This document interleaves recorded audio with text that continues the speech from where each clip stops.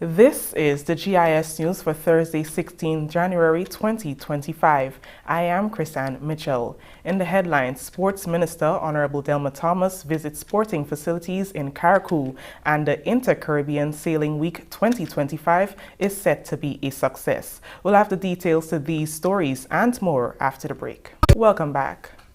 Government will prioritize rehabilitative work on sporting facilities in Carriacou for 2025 in time to facilitate the staging of major school sporting events for the season. That's according to Sports Minister Honorable Delma Thomas, who recently visited the island to assess damage and scope of work to be done on the mini stadium in Lauriston, the Dover playing field, and the Hillsborough tennis court.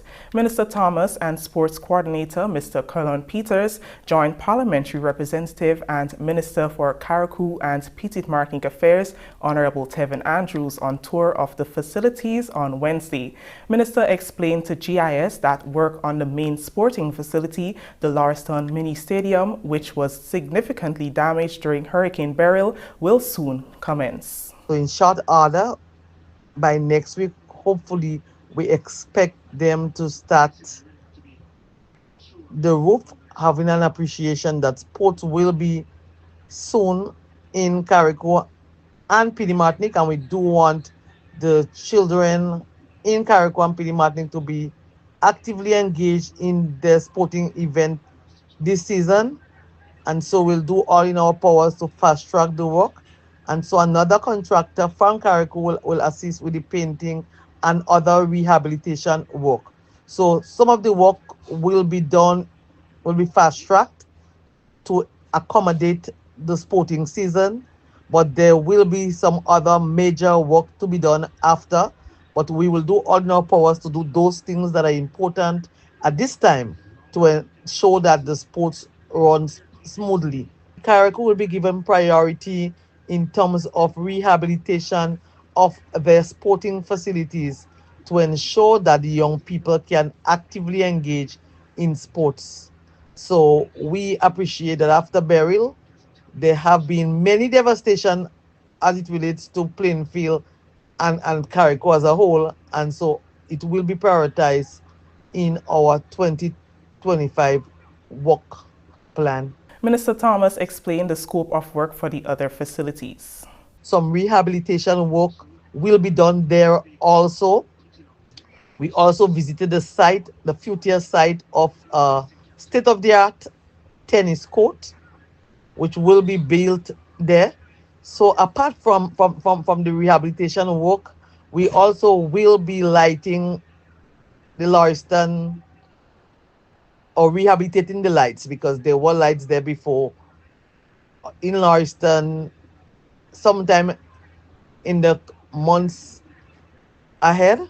So in 2025 for sure, that will be one of the major projects on the Ministry of Sports for Carriacou. Continuing the news, the sister isles of Carriacou and Petite-Martinique are in preparation for this year's 51st independence celebrations. Despite the ongoing recovery efforts following the devastation caused by Hurricane Beryl on July 1st, Chair of the Celebrations Committee, Ms. Deanna Isaac, said residents are excited about independence. Celebrations commence January 26th. The Botanical Garden has been identified as the Independence Village for this year's celebrations. People on Carriacou and Petite-Martinique are looking forward to some sort of celebrations on the island. I can tell you that they are very excited about independence, because they were not expecting us to host in any form of celebrations. And for one, when we went to the schools, and we said to them, there is no rally this year, we went as a committee to bring decorations for them, new decorations, because they lost their decorations during burial.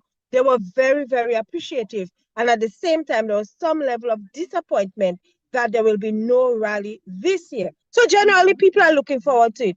I must say, Rikisha, though, one of the things we are doing this year, we did it for the 49th, so we're trying it again this year, is to use the Botanical Gardens as Independence Village for Carriacou and Petite-Martinique.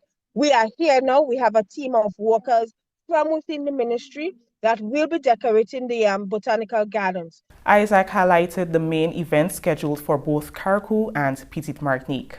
We are doing 5 main events on the both islands.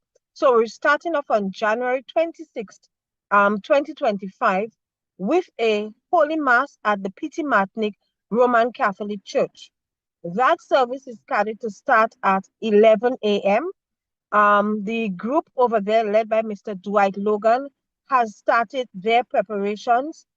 They told us that they will be having the involvement of the students from the St. Thomas Aquinas School and other members of the community at that church service. We are extending an invitation to persons from Carriacou to join with us to Petite Martinique on January 26th for the church service at the Petite Martinique Roman Catholic Church. So the boat from Carriacou will be leaving from the Hillsborough Jetty. We're hoping to leave at 10 a.m. So any person that is interested to going over with us to Petite Martinique, please be at the Hillsborough Jetty so that you can join with us to support the people on Petite Martinique for their Independence Church service. Then we move down back to Carriacou on January 30th for the Carriacou and Petite Martinique church service. We term it Praise and Worship. Why? We are still recovering from Hurricane Beryl, and we are very, very grateful to God for keeping us thus far. On the 30th of January, so we always want to ensure that God is the first and foremost. So we spoke about the church service. On the 30th of January, we will be having our award and cocktail ceremony at the Mermaid Beach Hotel at 7 p.m. and to recognize outstanding citizens in Carriacou and Petite Martinique in different sectors. And we go back to Petite Martinique on the 31st for a family fun day. And as Mr. Dwight Logan, who is leading that arm of the committee on Petite Martinique, said this morning, it will be a day where they include the children and the adults on Petite Martinique. They'll be cooking different types of oil down and will be feeding the community and have a day of games and other activities on Petite Martinique. And on the 2nd as well, we'll be having a cultural evening. That cultural evening will take the form of a cook-up as well. We'll be cooking the national dish of the state of Grenada, which is oil down, and also the national dish of Carriacou and Petite Martinique, carriacou. So it will be feeding we want community involvement in that activity. An appeal was made to cooperate Carriacou to support the initiatives on the island. We are also calling for the support of corporate citizens. It is important that there is public-private partnership when we host such events.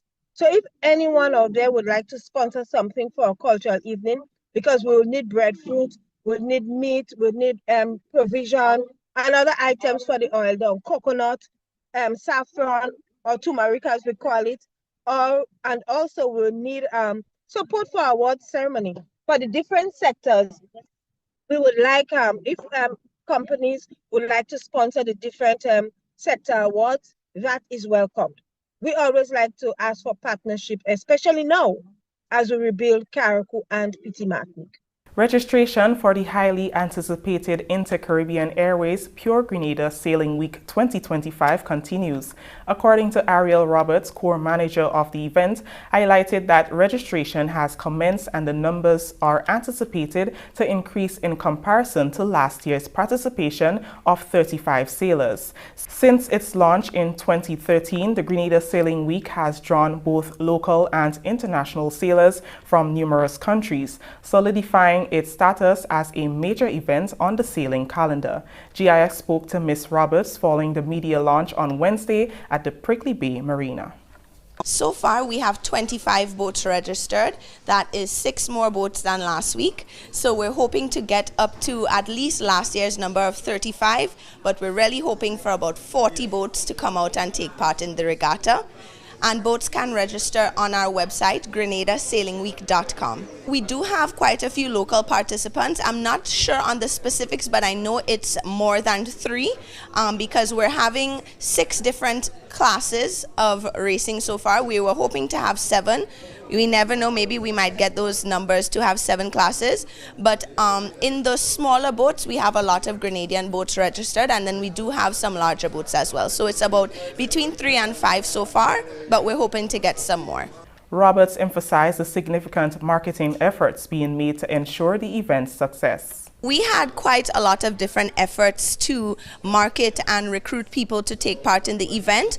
Well, we have a communications and public relations manager, Mrs. Lynn Fletcher from M Solutions, and she has been working very hard on our website and on reaching out to the different media houses, to previous participants, and to just people in the yachting community that we know here in Grenada. So that was one of the things that we did.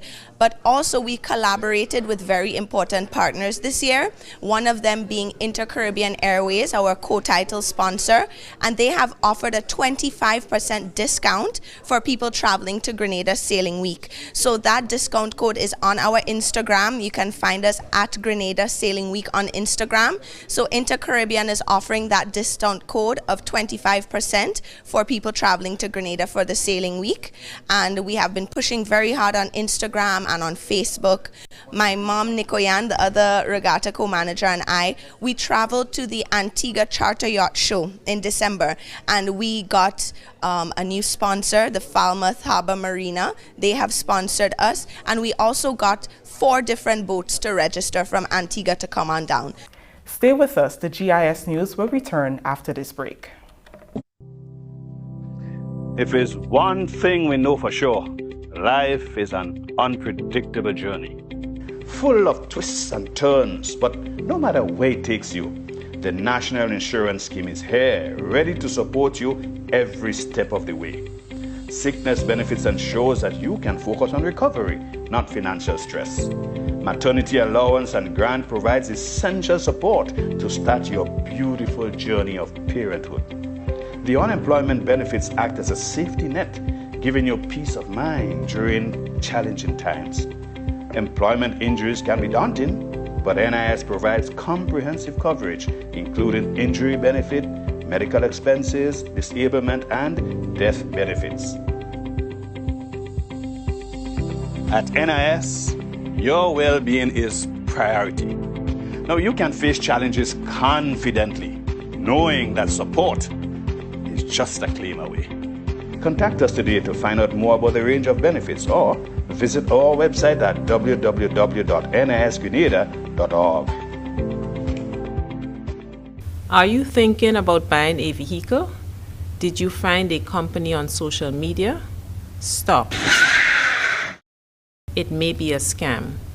Look out for the following red flags. Is the price lower than other dealers? Does it seem too good to be true? Are you sending the monies to the US even though you are ordering the vehicle from Japan? Does the address on the invoice match the address on the payment details? Are conversations limited to WhatsApp text? Is there a sense of urgency placed on you by the seller? You are about to be scammed. Do not take your hard-earned cash, or even worse, a loan, to send to these scammers. Once the money leaves Grenada's shores, you are not likely to get it back. Consider buying a vehicle already on island from an individual or a car dealer. Beware of these scammers.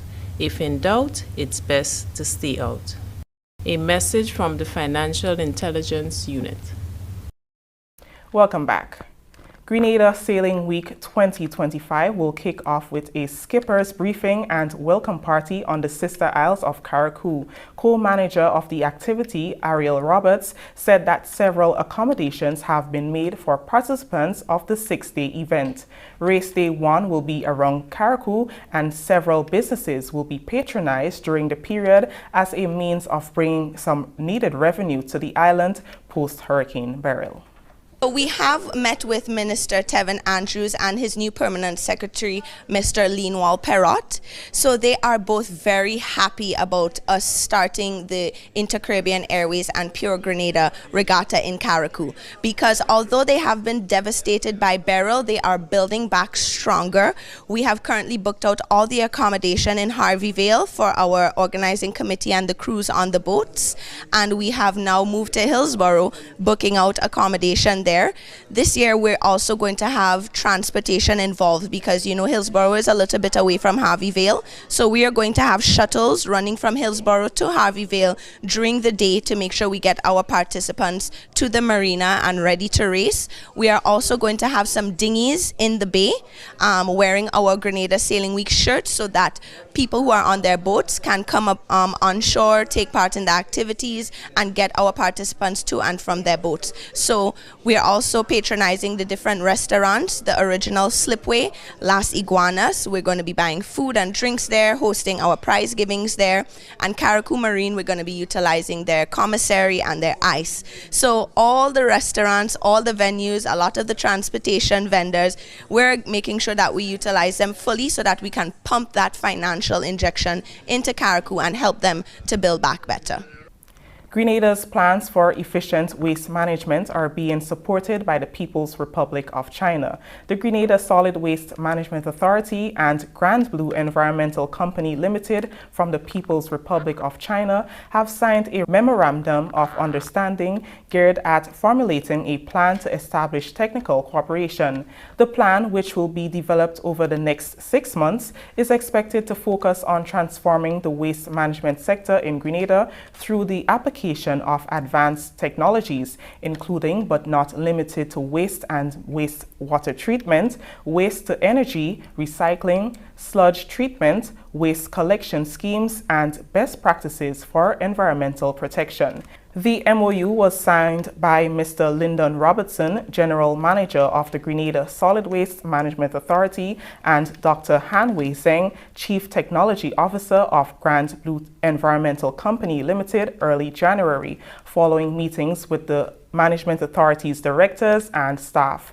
Dr. Han Wei Zheng, Chief Technology Officer of Grand Blue Environmental Company Limited, commended the Grenada Solid Waste on its achievements so far with great limitations. He expressed excitement for the collaboration. This is a good start for both sides, and we will move on fast. In the next coming 6 months, I expect that we can come up with a good quality proposal for the eco park. That's a wonderful experience for me. I think it's a fruitful trip.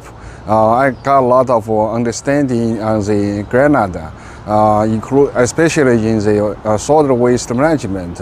I think authority has done very good job, excellent job in this current condition. And for the future, I think both sides can cooperate together, move to the next level of the solid waste management. General Manager of the Solid Waste, Lyndon Robertson, outlined key areas of target for the cooperation. The intention, he said, is to create an eco-village that can transition waste to resources. At this stage, we are in what we would call the first stage of the arrangement. And this MOU, which was authorized by the Cabinet of Ministers, this MOU allows for that partnership between the Grenada Solid Waste Management Authority and Grand Blue Inc. of China to develop the technical and financial proposal for twinning that operation or developing that replica of an eco-village and industrial park for the sustainable management of waste. This includes all aspects, and we are also looking at waste to energy so that the entire facility could be operated with renewable energy.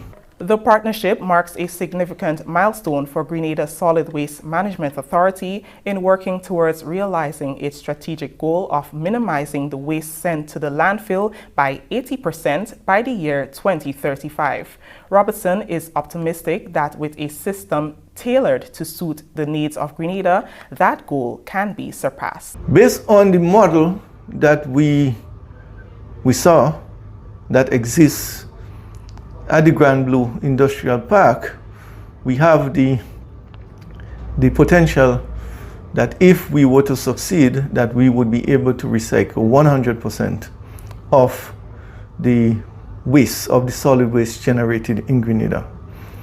So we would be developing that model based on our generation rate and what is suitable for Grenada with regards to our various waste streams and what the products that we intend to generate from the various waste streams and the amount of energy that we need to produce. Permanent Secretary within the Ministry of Climate Resilience, the Environment and Renewable Energy, Ms. Perron Johnson, speaking at the stakeholder consultation, highlighted the MOU signing as both significant for the desired transformation her ministry would like to see in the waste management sector. This is another transformative initiative of the Ministry of Climate Resilience, but by extension, the government of Grenada, who is not just looking at solid waste management as just another activity, but we are absolutely serious about the investment made, and hence the reason why the government is making a significant investment in the authority to ensure that the transformative initiative that we want to see executed throughout Grenada, carriacou, and PT Martinique is really realized. So the MOU here is just another milestone in terms of transformation, in terms of waste management. So the ministry is very pleased to be part of this initiative. It simply means that we are not operating in silos, and we want to take on a whole of society approach.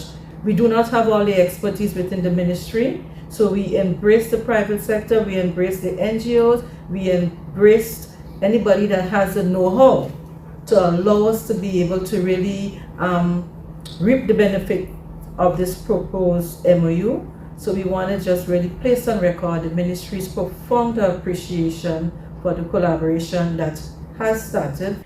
Grand Blue Environmental Corporation Limited has a comprehensive business scope including waste to energy, biomass integrated utilization and hazardous waste treatment, energy supply and operation, environmental protection engineering, technical research and development planning, and construction of environmental protection industrial parks.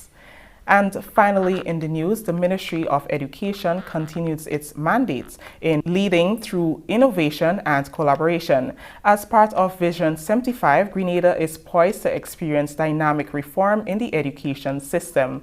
The grant-funded OECS Pearl project is one initiative which has brought significant benefit to our nation's children. The project focuses on enhanced quality and equity of access to early childhood education needs and special education needs services, enhanced curriculum and assessment, strengthened leadership and management, program management, institutional monitoring, and evaluation. In a special GIS interview, Mr. John L. Mitchell, OECS Pearl Curriculum Support Officer, provided insights on the 4-year project and the strides made in the primary school curriculum. He highlighted the progress thus far. We had a number of writers throughout the OECS who were trained, so even before we got into what we have right now, who were trained, and they came together to do the writing. The writing happened in the areas of science, math, social studies, language. Each of the major GPE countries, the 4 countries, the Windward Islands, they bore the brunt of the writing, but they also partnered with the other territories.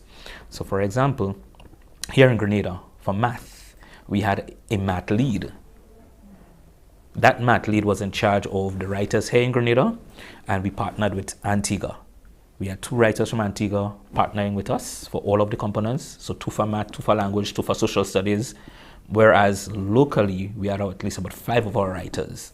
So to write, for example, the math curriculum, we had 7 people from our island. So when these 7 people wrote, whatever St. Lucia wrote, St. Vincent and their partners, Dominica and their partners, it came together in one. So when we wrote the grade 1, all the components came together from the different islands, and it's been reviewed. We have people in the background, the consultants, we have enrichment people who are going to look at what's written to make adjustments, and a number of processes have gone through it. What is significant in this initiative is the introduction of the new digital OECS harmonized primary curriculum. This new approach of transforming the primary school curriculum with the use of technology. To ensure an effective reform process, the project is in a micro-pilot phase within select primary schools. This micro-pilot will be followed by another. So currently we are in what we call the micro-pilot stage. Each of the OECS territories are going through a micro-pilot stage. And when we speak to micro-pilot, it's just a sample of our schools that are involved right now in looking at that curriculum. In Grenada here, we have 12 schools across the 7 educational districts, 1 in Carriacou, and that's among Pleasant Government School, and the other 11 schools are on mainland. They are currently in the micro-pilot phase where they are going to interact with the digital curriculum. And as they interact with the digital curriculum as it stands, they are going to evaluate it. They're going to give feedback. What's working well? What's not working? How can it be improved? How has it helped them? How have they benefited from its components? And as they give that feedback, is going to be taken onto the next phase.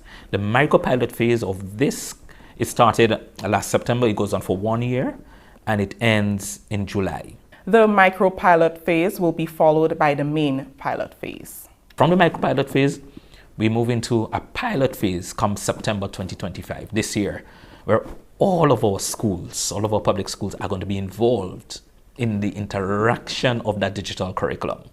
Again, through that process, more feedback will be given, because at the end of the day, we want to have a complete document that will be able to stand, that teachers will be able to use and properly inform our educational sector.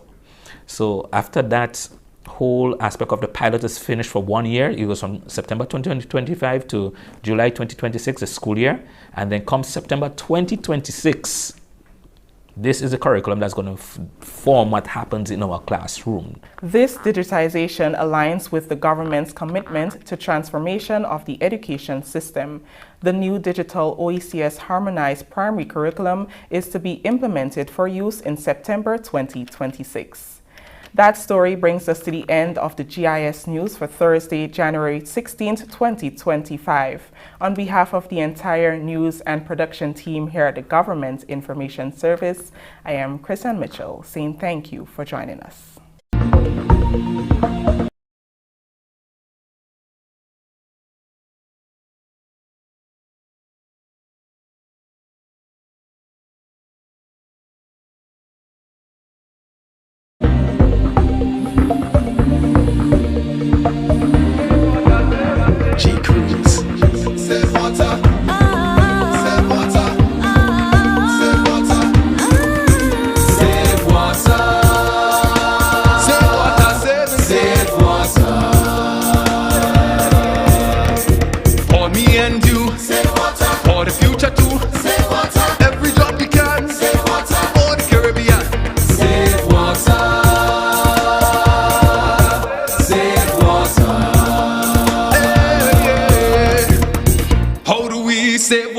Invest in making things better. Make things better. Make dams, reservoirs and pipelines stronger. New policies and plans to take action. Educate the entire nation. Water is a finite resource that needs urgent recourse. Save water. Save water. For me and you. Save water. For the future too. Save water. Every drop you can. Save water. For the Caribbean. Save water.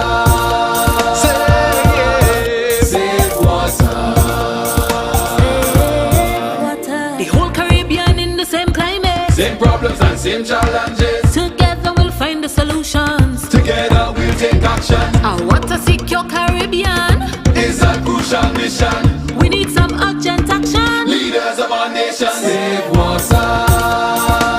Save water, save water. For me and you. Save water. For the future too. Save water. Every job you can. Save water. For the Caribbean. Save water. Save water, save water. Save. Don't let your water bill get too high. Save water. Save the water that falling from the sky. Save water. Full up your blue barrel. Save water. Full up all your barrels. Save water. Full up your blue barrel. Save water. Full up all your barrels. Save water.